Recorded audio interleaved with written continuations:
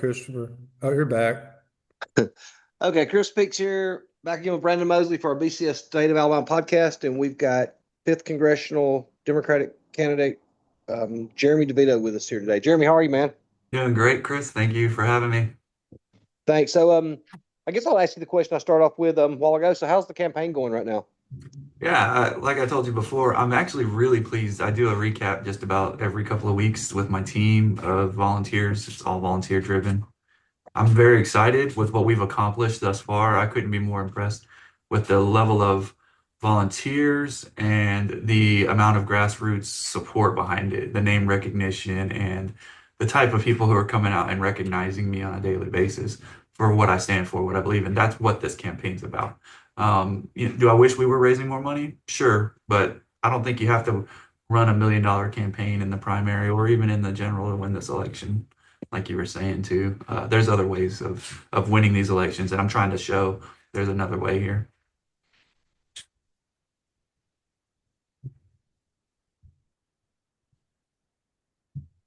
Brandon? Okay. Um, Jeremy, um, this district and really the whole state of Alabama. I mean, Trump is like the most popular president Alabama's ever had. How are you going to get some of those Trump voters to vote for you in the general election, assuming you win the primary? I hadn't really considered. I don't consider it a Trump versus Jeremy DeVito or Jeremy DeVito versus Trump race. It's just a working class race of working class issues. For all his popularity, overall, people aren't seeing the results delivered that they should be, right? It's about representation, and we don't have it, whether it be a Republican or a Democrat. I'm trying to flip that script. And the issues that are actually most important to people in North Alabama, affordability, right? You hear this word all the time.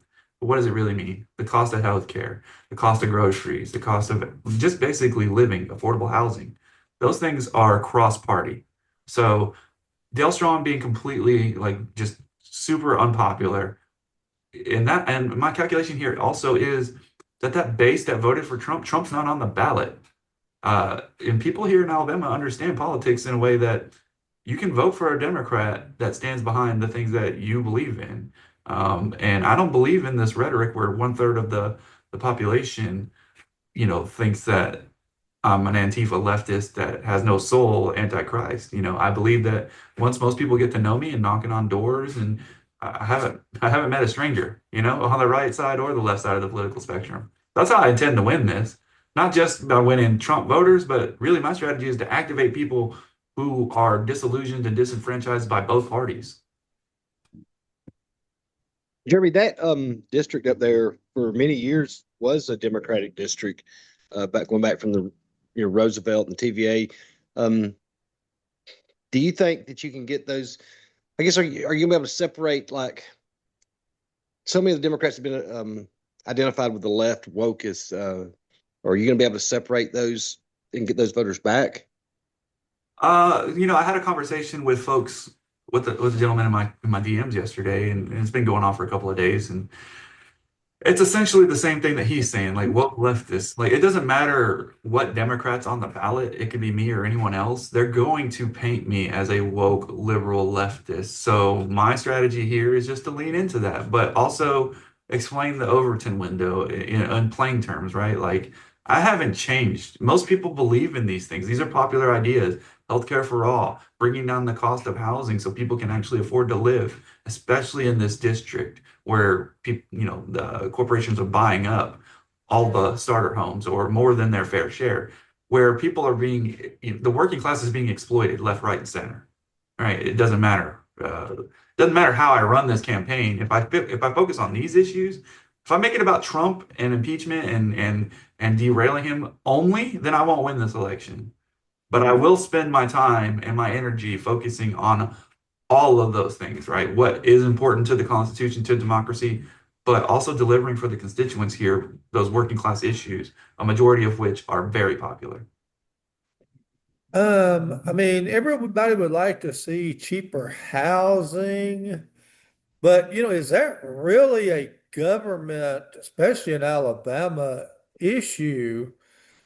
In that, I mean, the cost of land is what the cost of land is. The cost of lumber is what the cost of lumber is. I mean, government can allow, I mean, this is a local government issue. I disagree. I think national politics has a lot to say about the supply and demand of the affordable housing, right? Entry Issue, level. not a big government issue. At the congressional level, you're sort of trapped of the free market. Is if there's a big demand for homes, I mean, the price of, shingles and air conditioning units and lumber just goes up. Sure.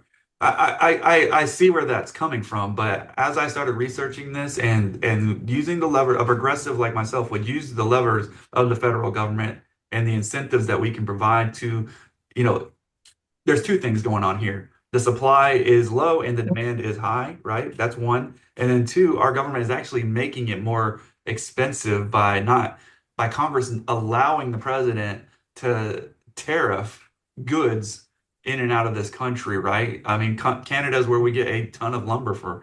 He started tariffing Canada pretty much across the board, and you just don't know where his tariffs are going to go. There's so much uncertainty in that type of supply chain that yes, I think the federal government can play a role here, especially like the Federal Housing Administration, and there's other committees and other administration agencies that can incentivize growth in the sector by subsidizing. Let's not forget that contractors are small business owners, a lot of them, and so like you talking about who does the labor for building these homes too, right? You can talk about the immigration policy and how that's affecting the price of a home. You can talk about the tariffs, how that's affecting the price of the home, what it costs to build one. Then you've got the corporations who are buying up the homes and driving those prices and those rents up. So the government can play a factor in regulation there by incentivizing and penalizing in different areas, using the power of the purse, but also effective legislation that curbs that demand in the supply in a way that actually helps the average Alabama instead of, having to fight against these things and just say, well, there's nothing we can do. Because right now they're doing nothing. Jeremy, would you describe yourself as more of an old populist Democrat instead of a progressive one? I've never really considered that question. What would an old populist Democrat believe in? I think like FDR. Well, more along the line, sort of like FDR, but kind of like your Southern Democrats, like for example, like Governor Wallace here, who instituted the Textbook Act in 1964, Yeah. the free lunch program for Like students. an old blue dog Democrat. Yeah, something like that. Yeah, I wouldn't necessarily say that at this point. I would consider myself a progressive, staunchly like, I don't see much wrong with how I describe these things. I don't see that being unpopular or difficult to put. A blue dog Democrat, in my opinion, would probably be somebody I could see that, right? Like tough-nosed, very bullish on certain things, right? Like It's sort of like Tom plain Bevel spoken. back in the day. Yeah. Yeah. Yeah. I mean, I could fit that bill for sure. It's not something I use to describe myself, but after thinking about it, yeah, a little bit union backed, very populist, very, salt of the earth. So strong on national defense, Yeah. conservative on. I'm not really conservative on very many things, right? I would be on the left of many of those ideas. I wouldn't, that's where I think I would differ from the blue dogs and the old school Democrats. I don't consider myself conservative by today's standards on almost any of the things that we're looking at. Would you support Tommy Tuberville's legislation to keep, biological? Like a lot of You re-say that, Brandon?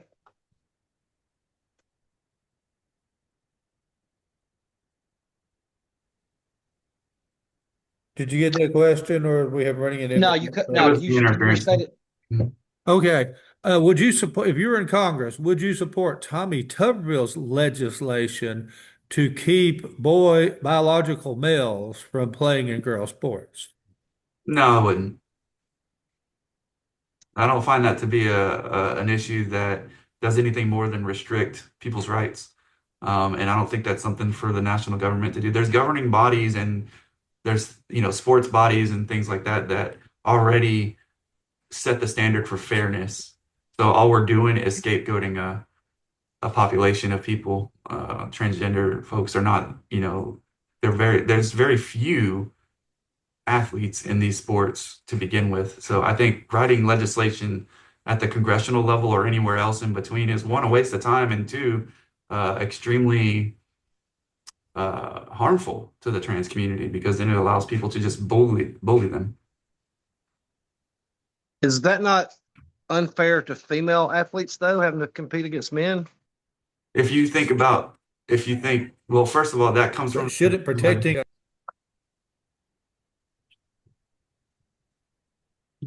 I didn't know this is kind of interview, so I'm excited about this. No, so that comes from the premise of that you don't believe that a trans woman is a woman. That's where you're starting from when you say things like that. I don't start from there. When a man transitions to a woman, they take all the necessary steps, especially if you're going to compete in sports. They're on estrogen, they're on shots. Protecting women's spaces, if you really want to talk about protecting women's spaces, you need to look at where the crime happens. I don't want to hear people victimizing and blaming and tokenizing and villainizing trans people, especially trans women who, when the overwhelming majority of crimes against women happen from white men. So if you want to talk about that, straight white men are more dangerous to women than any trans person is. So it's just one of those straw man false narratives that I don't believe in. Let me ask this, Jeremy. You talked about your military background and PsyOps, and so you was around, like you said, SEALs and special forces. Is this an illegal order? What Hegseth give the Navy SEALs to go in there and kill these drug smugglers? Absolutely, I think so. Mhm. Yeah, I think it's very clear. Would you disagree? Yeah, I was listening to a general the other day that said that it was retired General on Fox. He said sometimes the mission is to destroy, um, a building or something. He said, and other times the mission is to kill people. And if the mission is to go in there and kill everybody, then you go in there and kill everybody. I don't know. I'm not, I remember taking some stuff on the Geneva Conventions, but I couldn't really tell you, if I disagree. I mean, honestly, I do not disagree with what the president's doing because I think we should stop these drugs from getting to our streets. Sure. But when it comes down to the president, so here's the issue with all of this, right? One, we're not at war with anyone. Two, he can declare someone a terrorist organization just like that, and now they're all enemy combatants. He declared Antifa a terrorist organization. Then I came out and said, I'm Antifa, I'm anti-fascist. Now, does that mean that he can blow me up, shoot a missile at me? Look, this is a slippery slope that we're going down. One, we're not at war. We haven't declared war on anyone. Two, they're not providing any evidence that these people have committed any crime. And three, if you disable a vehicle and and it's even clearly written in those texts that you shipwrecked and hanging on for life, those people don't pose a threat to the most lethal force the world has ever seen. There's not a reasonable jury out there. And then secondly, as a soldier, as a grunt, on the lower levels, enlisted or lower level, you don't have a lot of uh, understanding of what the Geneva Convention is or what the rules of war are. You look to your leadership, right? And that level of leadership that gave those orders absolutely knows better because they take classes. Hegseth himself has even had video coming out saying that you should not obey unlawful orders. And officers of that level and those types of missions absolutely understand what the rules of engagement are and what is and isn't uh, acceptable. So yeah, in my opinion, it was an illegal order based on the facts, based on what I know of the military. And to say like you couldn't use that defense if you were the admiral, I really don't know about these rules of war, right? Like that is not a gray area. And making the water murky isn't helping anyone. But doesn't the commander in chief set whatever the rules of engagement are. If the rules of engagement are to kill everyone in the boat, it's to kill everyone in the boat. And as commander in chief, that's his decision alone. Am I Well, correct here? so are you on the impression that the president of the United States shouldn't be held to any laws? He's commander in chief. But shouldn't he be held to laws and higher If standards? Congress wants to impeach the commander in chief, they can. Okay. But that's not the question. The question is it illegal and should the president be held to a legal standard? And I believe yes. I believe that being commander in chief, if what you're saying is true, I don't know that they have the overall authority to say who lives and who dies. That's what a king does. A president shouldn't be given that authority, right? God has that authority of who lives and who dies. The president shouldn't have that authority. So if you put that president in that position, I think you're basically saying they can decide who lives and who dies. So by saying I'm Antifa, they could strike me down with a missile today. But we Would you say? gave the president, going back to Truman, the nuclear codes. So he alone could tomorrow say, hey, Beijing gets a hydrogen bomb.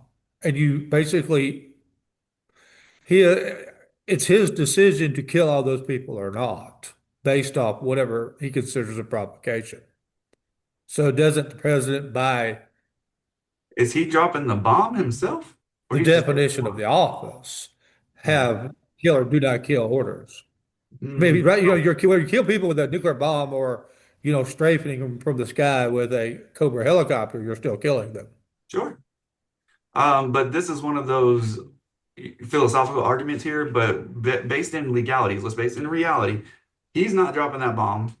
Secondly, he's not a member of the military. He can give the order, but they have to refuse an unlawful order, and they should know what an unlawful order is. You cannot go. We do not want to live in a country where the president of the United States gets to decide who lives and who dies. That's the philosophical argument that I'm making is that okay? Do you trust President Trump's judgment that much that you would say he can drop a bomb on anyone he wants to? Or I mean, rather, we've or would trusted you every rather have a president in my government lifetime would with you the power rather to have a kill government at of will. capable, responsible uh, people who understand humanity, who understand the risk involved, who understand what that means? Because you don't just drop the bomb and then everything's done. There is recourse and retaliation. And right now we're picking on Venezuela, but there is going to be a moment where your sons and your daughters and my sons and my daughters may have to answer for this. My brothers and sisters in uniform may have to answer for this.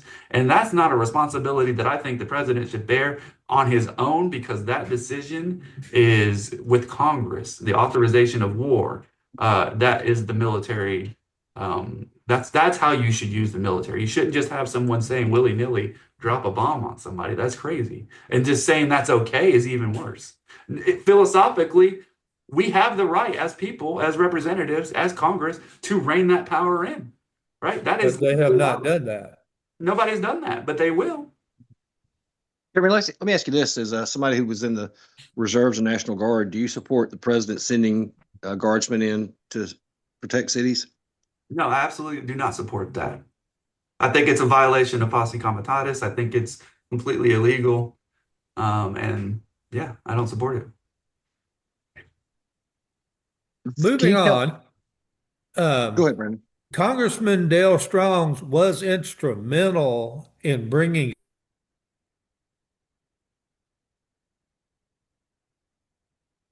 I'm losing I think you. he cut out again. Yeah, I'm losing you. Hey, for people, while I wait Jim to come back, for people who don't know, can you explain what posse comitatus is? That's basically it's basically saying no, you're not going to use the military as a police force. It's the agreement that we made when we founded this country, that No, no, the no. military will not be used. Posse comitatus was passed in the 1870s after the North beat the South in the Civil War, then occupied the South for a decade. When those segregationist Southerners got back in there, they ran through posse comitatus so that the military occupation they went through would never happen again. Yeah, sure. I mean, that's still early in our founding history. Well, I mean, The country was 100 years old at that point. Sure, yeah. You're right. No, but that's essentially what it is. Like they don't want the military to be used as a police force against citizens. And I think we all agreed that that was a good idea. Brian, what was you going to ask about Congressman Strong?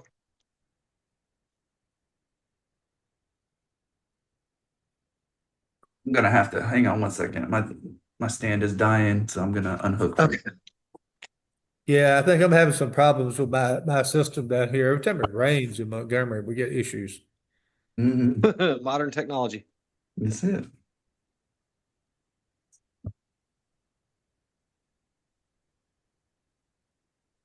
Let me plug in here.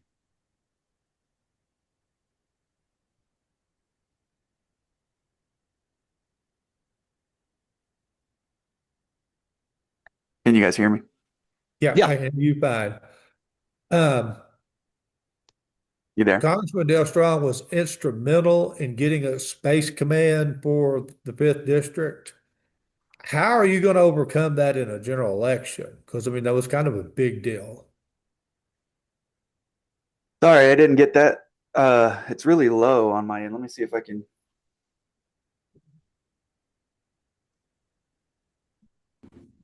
Okay, try that. Maybe I can speak Ah, closer. there we go. I got you now. When I Okay. unplugged, it messed up. Yeah, Yep.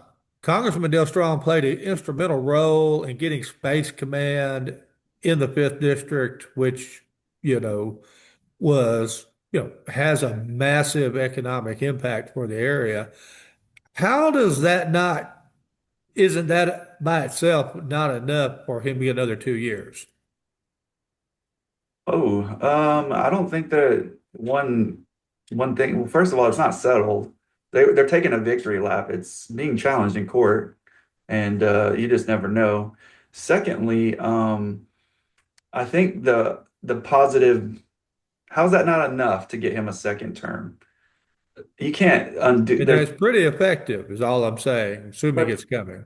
who would want to work for a space command that let like Doge run rampant through and cut federal jobs? Like want to, basically it's harming veterans that would be wanting to work there. And then I think you got to look at the big picture here. Yeah, sure, Space Command coming.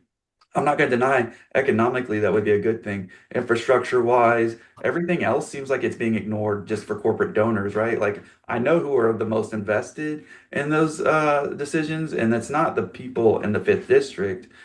Most people here are, happy to work for the defense contractors, but the people who benefited the most are the defense contractors themselves, the ones who donate him the most money. That's why he lobbies extensively on it. That's why he always toots that horn as much as he can. 'Cause it's the only victory he can claim, and it's not even a victory yet. Jeremy, just you oppose what the Doge team did? Absolutely. Mhm. It was illegal, and it's been found to be illegal by many different Was courts. that was that not a was that not originally enacted up under President Clinton though? Doge? I thought he first created that, just never enacted it. Nothing that I had heard. No, Okay. not that I'm familiar with. Now they did reductions in force during the Clinton era. That was one of the things that people hated about Bill Clinton is closing all those military bases and limiting the size of the force and things like that. Is that what you're referring to? No, I thought that the office was first created up under the Clinton administration. I thought I heard that when they first started, but I could be totally wrong on that. No, it's not something that I'm familiar with. I haven't heard that. I'm not saying it's untrue. I just don't know that. Yeah, I mean, I've been It doesn't change my position based on the facts of what we've seen of the Doge team and what they've done. And they're still continuing to do things. It's not like Doge is over. right. It's extremely unpopular here. Um, the former lieutenant, well, the outgoing lieutenant governor, Will Ainsworth, has made a point of saying that I-65 needs to be 4 lane. I mean, 6 lane. Is that a project that you're in support of, or do you think we should use our money on other purposes? Yeah, I mean, there's no doubt that I-65 needs to be widened. That's not going to be, I would support that for sure. Infrastructure and bringing deliverables back home as a congressperson, those things benefit everyone, especially the average Alabaman. I've driven the length of I-65 myself many times, up and down from Tennessee all the way through, down through Mobile Bay. And I could tell you for sure there are sections that need to be widened. But I would take it a step further and look at, different avenues of approach, maybe different highways, like why stop at that? Those are jobs for people here, union jobs usually. They should be to build these roads and widen these highways. And it's stuff that's legacy building, right? Like FDR in the interstate system was transitional for this country, and we shouldn't stop and shy away from those things. Transformational, I should say. Jerry, if you got to Congress, what would be the first piece of legislation you'd want to introduce? I've said this recently, and I'll continue to say it. I'll put my name on healthcare for all, universal healthcare. That would be the first thing I would want to pass. You can instantly improve the life of every Alabaman, every citizen in this country with having universal healthcare, and people don't have to worry about getting sick anymore and avoiding the doctor or living with chronic illness and not being able to survive it in a comfortable way if you're not wealthy. Isn't healthcare what's driving the federal budget deficit? I mean, we're spending over $1 trillion a year Mhm. just on Medicare and Medicaid, not counting, the hundreds of billions of dollars we're spending on Obamacare and veterans benefits and everything else. Is healthcare for all just a holy grail that you just really can't ever afford? So we are spending more per capita per person than any other country in the world, and our outcomes don't reflect that. So yes, you're correct in saying that. Now, where the issue lies in is, um, you know, emergency room visits, bankruptcies, and things like that are the taxpayer bears the burden of those things. So you don't get refused service. What my point is we're already spending more, and it'll actually reduce the cost over time. It's been shown and proven that the cost that you'll reduce the spend in healthcare when it comes to universal healthcare, and you pass it, Medicare for all is the Bernie Sanders plan. You pass it, you'll actually be reducing the amount of debt that we're taking on because you're going to have less administration. I mean, it's like, I can't remember the stats on this, but let's just say it's like 5 to 1 dollar spent go to administrative fees, right? You don't have to have so much of that. You can cap the cost of prescription drugs. The government has already had success doing that with insulin. That's extremely popular. So yeah, we are spending a lot of money on healthcare, but I think we can spend less and do more. Jerry, isn't the only way to pay for this just going to be a massive tax increase? No. Well, not on the average American, I would say.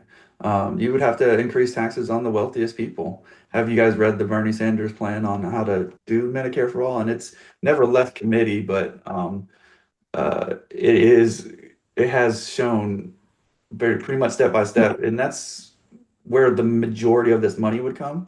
It would come from, raising the corporate tax rate, raising the tax rate on the wealthiest people to make sure that they pay their fair share. So that's where most of that comes from. Jeremy, I hear people say all the time about the wealthy paying their fair share. The top 1% make up 0.33% of the population.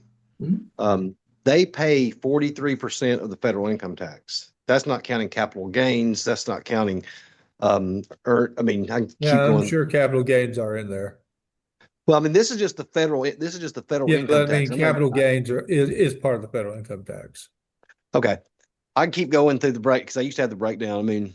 Sure. How much more are we expect? The top 50% pay 97% of the taxes. This is from the last data.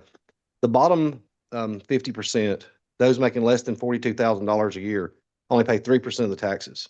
How much more are we going to increase that makes that their fair share? You know, I don't know about you, but when I think about the billionaires, right? $1 billion is hard for the average person to consider. Like $1 billion in the bank. They don't operate in the same systems that we do, right? They make money off of their stocks. They use that money. That's why most of like Elon Musk's money is in his compensation, right? Is in stocks and incentives that aren't taxed, right? They're essentially just he can use those to get loans and things like that and live off of that essentially. And when he needs to pay it, he just cashes in his stocks. That's not a world that the average person lives in. Two, I'm not simping for billionaires and corporations who are doing fine, better than ever, while the rest of us are down here struggling to make it, paycheck to paycheck, a lot of us, or one medical, issue away from bankruptcy. A 2% tax increase on us is a big deal for someone who's making $1 billion. They're going to miss an extra 100K. I don't think so. You know how many billionaires there are in the United States? No. 576. Cool. 100 millionaires, multimillionaires, multiple properties, multiple yachts, offshore bank accounts, all those things, right? Like there's ways that they're avoiding taxes. We need to bring that money back on shore and tax it. But We if don't have you that privilege. but if you increase the tax rate, especially on the upper income, they're just going to move more money offshore or rehome their corporations to a more tax-friendly country.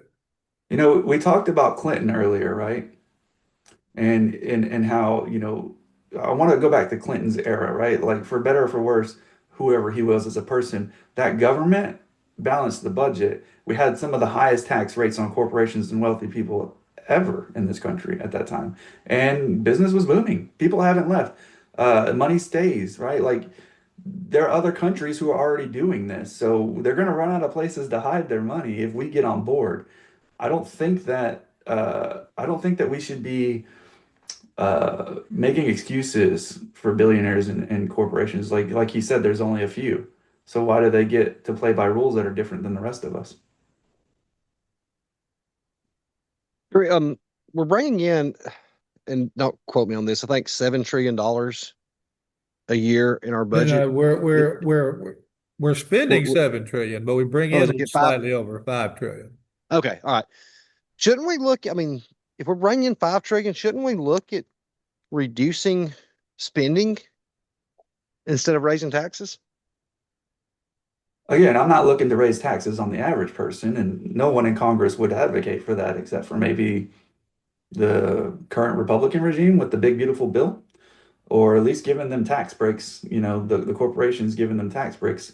So, raising revenue is the other way to generate income, and we already do raise a lot of revenue.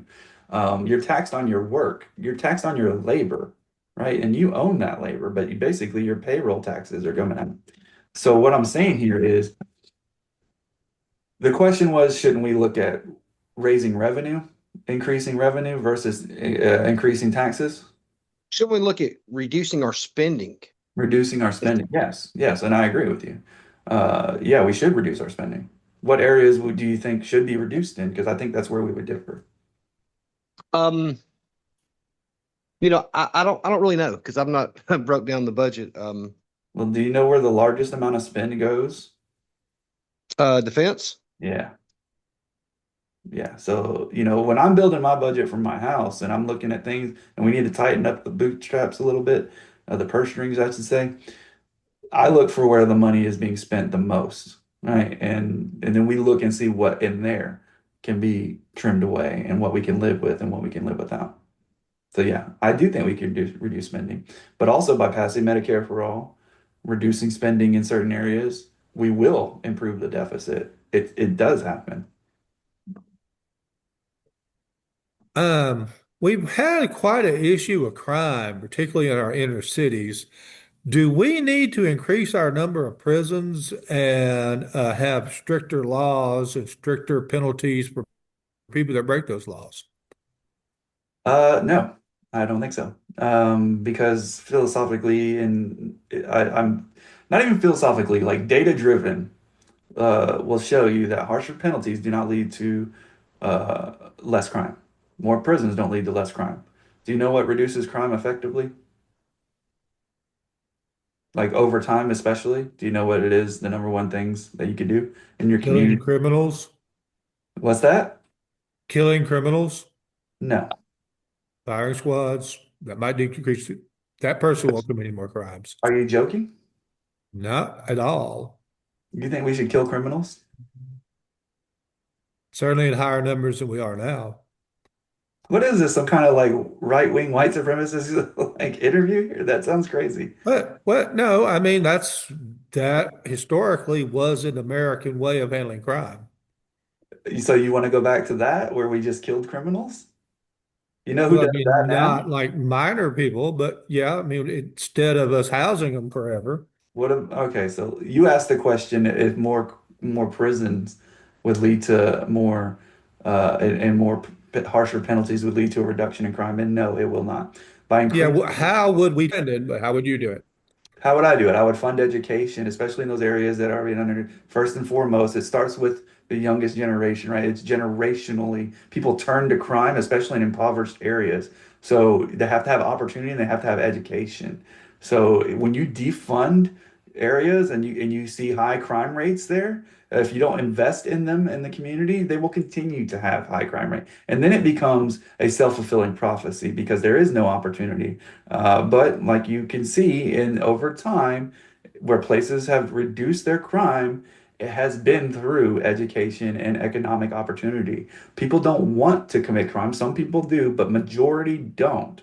Majority do it as a means to an end. It's an opportunity for them to provide for them. And we don't normally, like you and I and most of us, don't know what it's like to be so poor and so uneducated and have very limited opportunities that we have to turn to crime, petty crime, stick ups, carjackings, and things like that because there is no other opportunity. If you get arrested, just arrested in this country at this point, that automatically will follow you for the rest of your life. And you'll have to it takes you down a peg.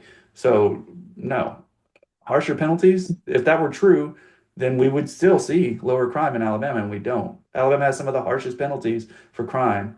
And, like you say, the crime per capita is still one of the highest. Yeah, we seem to keep be dropping our rankings in education. How do you think could improve it? So, I think the reasons why is you're not incentivizing, again, like you have to believe in public education. Some people don't. Some people think it's been, but there's been a war against education in general, right? In the South, especially, it was calculated. It was a part of the Southern strategy. Once desegregation hit, people wanted to segregate, in other ways, private schools, etc. So we have to fund our public schools.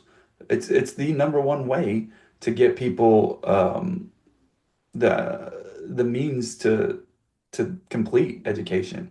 What I would do is reinforce, equity standards provided by the Department of Education and strengthen them because that's where most of your funding comes from is the federal government. And when the Department of Education is limited on where they can apply these funds and ensure equity, that's how you get underfunded schools in across Alabama.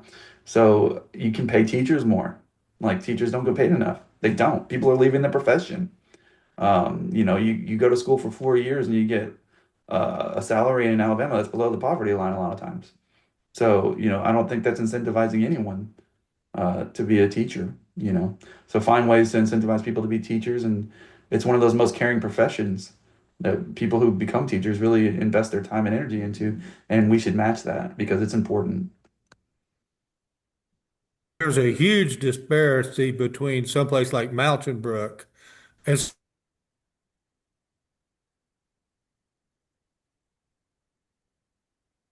You're freezing up again, Brandon.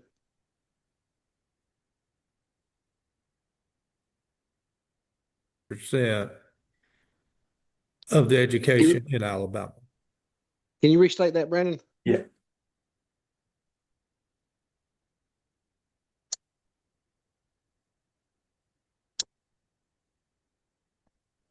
Hmm. Must be freezing up again. Well, wait when he comes back. He was talking about defense a while ago. So You think, I mean, how much do you think we need to cut the defense budget, or how would you look at cutting it? I haven't given it much thought, to be honest, about it. I've read about it in the past and where there's areas to trim, money out of that budget, but I don't have a solid answer on that just yet. I just know that that's where I'm sorry, I don't know if you can hear my stomach growling. I'm hungry. That is where most of the, I would consider where we would start looking for wasteful spend. That's all I can say about it. I don't have a specific set number or target in my head. Yeah. Um, Brandon, you back up? Yeah, I keep fading in and out. He was asking something about Mountain Brook. There's a disparity between Mountain Brook and other places. Yeah, because that's like one of the wealthiest General suburbs in America. district Mhm. on defense spending and government spending in general. The FBI's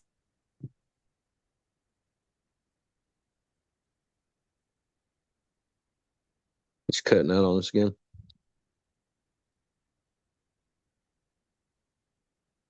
end up with the fifth taking a, you know, disproportionate share of the cutting. Are you saying Can you it? say? Good. Oh, I was just asking. Can you say that again? I Okay, didn't hear we it. I don't keep know. fading in and out. If we go in and we cut defense and we cut whether we're cutting federal spending beyond entitlements. Given the makeup of the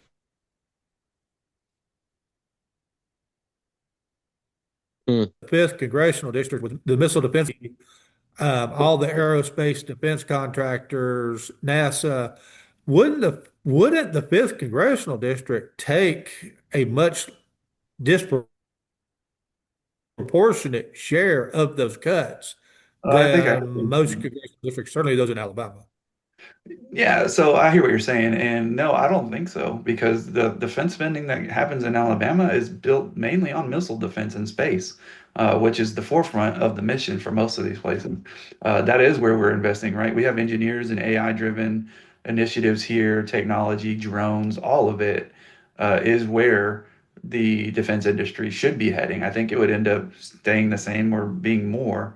I just don't think you have to what I disagree with, especially when it comes to our industries here, is, our legislator is working almost directly for these companies. And I disagree with that. I don't think you should be serving these corporate masters. You should listen because it impacts the economic standing here. But you don't have to, cutting defense spending doesn't mean that I'm going to cut that I would personally cut anything. First of all, it wouldn't be that. I would advocate heavily that we maintain our stance as far as missile defense, and I consider those to be at the forefront of what the defense needs. But no, I wouldn't see that, honestly. You talking about AI? Are you concerned that we're fixing to be an unemployed society with them taking away everybody's jobs? Yeah, I mean, not necessarily an unemployed society, but I am concerned with the dangers of AI and not being regulated. What, and not only just that, but just the amount of energy it consumes. I don't know if you guys have read into that, but it's an insane amount of energy to query an AI chatbot, and that's why Yeah, the is there like a bomb of water for each question you ask or it's something? crazy. It's crazy amounts. Yes. So my concern is twofold. Is one, unhealthy amount of regulation. It's getting better every day. It literally learns every day off of millions of queries. And two, the environmental impact. I was just watching Terminator 2 last night, so this is kind of fresh in my mind. Skynet is real. That's all I really have. We've kept you for almost an hour. Is there anything you'd like to say before you go? No, I mean, I don't know, what organization you guys are from. Usually, I don't really check, but do you guys what? Brandon Mosley with Alabama Gazette, alabamagazette.com. Gotcha. Okay. Yeah, no. I've got a blog that I publish. Okay, cool. So will I be able to get this copy of this interview? Oh, absolutely. I'll upload it. I don't edit any of it. I put it right up on YouTube. I'll Cool. tag you in it, so you'll have every bit of it. Yeah. Yeah. So, yeah, I don't cut and paste anything, so nobody can ever say, "Well, you took my words out" or anything like that. But I thought you did very well, Jeremy. You got hit with a lot of tough questions. I thought you handled yourself well with them. I wasn't prepared for any of it, so I just want you guys to know I appreciate it. This is who I am. Like, I'm really just, when people talk about reaching across the aisles, whatever side of the spectrum you're on, this tells me like I have honest, good faith conversations, and I appreciate honest, good faith conversations back in return. So thank you guys both. Thank you. Thank you for being on. Yes, sir. Talk to you soon. Bye.